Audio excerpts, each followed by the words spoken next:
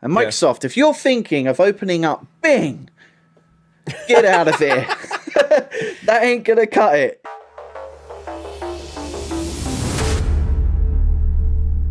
We've actually seen Microsoft actually officially now confirm that Copilot is coming for Xbox. And look, hold me out. It sounds like a funny, stupid thing. Windows coming to Xbox.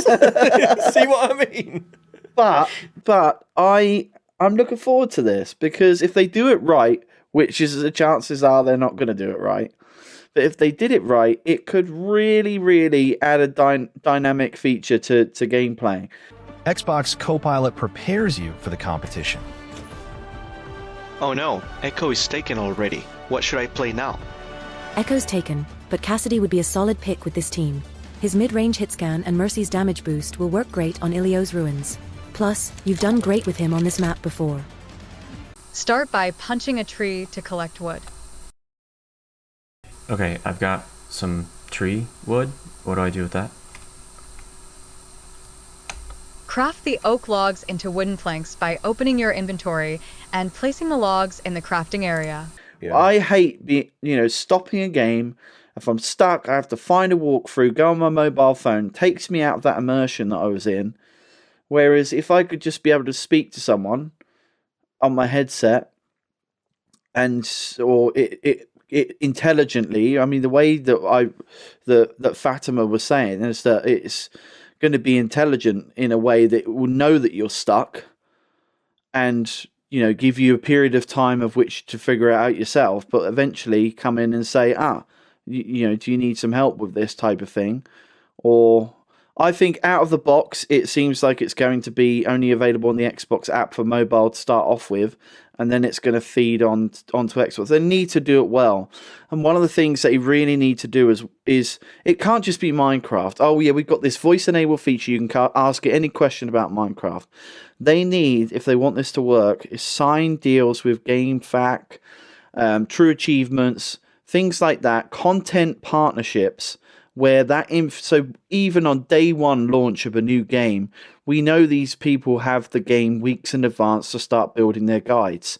Now, in order for them to get fair return on the work they do with a traditional walkthrough, they would need to sign a content partnership similar to what OpenAI has done with, how they're building their sort of real-time models. They're giving, it's a different way of accessing information.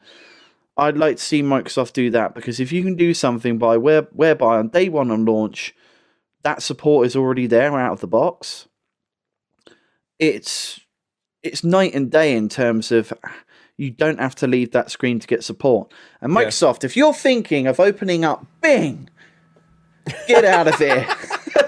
That ain't going to cut it. You don't launch a Bing browser to the help article. I want that thing either overlaid in a nice way and not...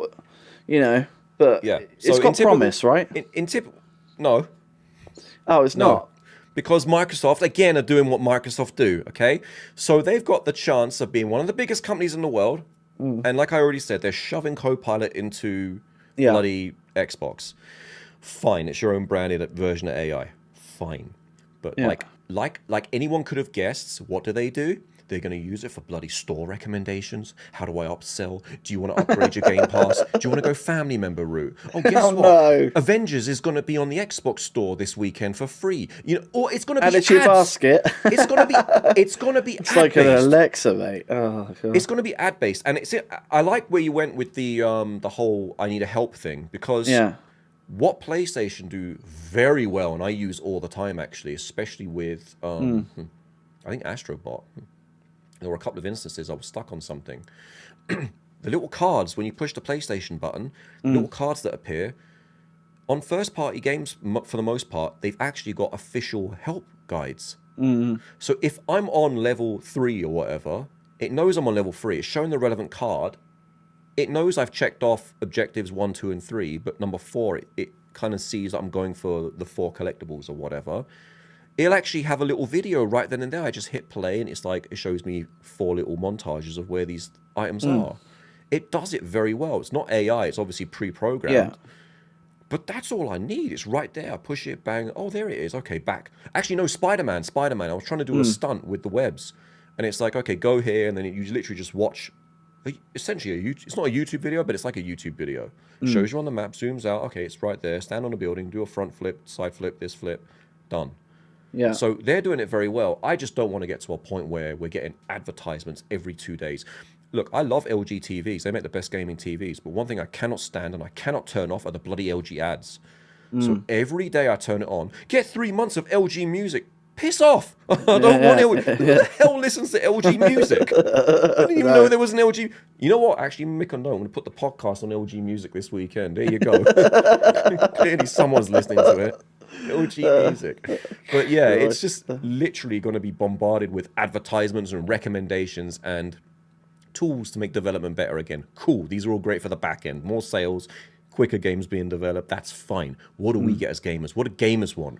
We want NPCs that think, live, and breathe on their own without, being restricted to the type of options or verbal choices we can say. That's a really good implementation. I think NVIDIA had the best demo I've seen to date of AI in gaming, like actually in gaming. Yeah. But one thing I didn't like from what I saw in the podcast is the Copilot responses. And I think this is all AI in general. AI response in voice is just way too verbose. I don't need a paragraph confirming what I've done, reiterating what I've asked you, giving me the first option, the third option. Just like, oh, we found 3 options. Here's the first one. Quick and easy. There's got to be options. It sounds like you're asking for help guides for Spider-Man 2. Here's a few I found on the web. It's like the old phone responders when you speak to get through to the right department. It's horrible, and it's like option 1, IGN. Option 2, GameSpot. Option 3, shut up. It just goes on. I don't want that. I'd rather type it on my phone if that's the case. So I'll get there. I was pretty impressed by Grok's AI models, by the way. The voice models. They're quite fun to play around with. So it's getting there. Yeah, it's interesting for coding. It definitely gives a new perspective on that. Oh, 100%. We'll go into that a little bit towards the end of the podcast.